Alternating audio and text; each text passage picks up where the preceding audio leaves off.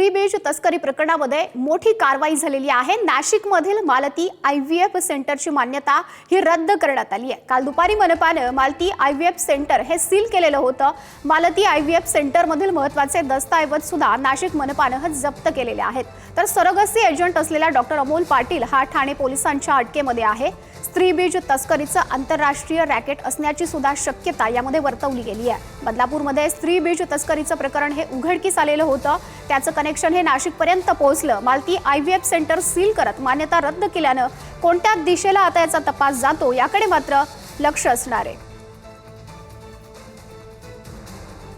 स्त्रीबीज तस्करी प्रकरणामध्ये नाशिक कनेक्शन उघडकीस आलेलं होतं आणि त्या सगळ्या संदर्भानं ज्या सेंटरपर्यंत हे धागेदोरे आलेले होते त्या सेंटरला नाशिक महानगरपालिकेनं सील करत त्याची मान्यता रद्द केलेली आहे।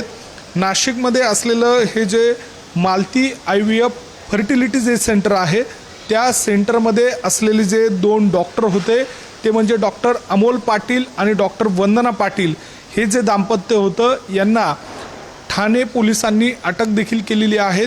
एकूणच स्त्रीबीज तस्करीचं हे जे रॅकेट आहे हे संपूर्ण महाराष्ट्रातच नाही देशातच नाही तर आंतरराष्ट्रीय स्तरावर देखील सुरू असल्याची शक्यता पोलिसांच्या तपासामध्ये वर्तवली जाते आणि त्या सगळ्या अनुषंगानं आता हे मालती IVF सेंटर नाशिकसह मुंबई शहरांना जे शहरी जोडले जात होते त्यांचा या सगळ्या दरम्यान केंद्र म्हणून या मालती IVF सेंटरकडे बघितलं जात होतं।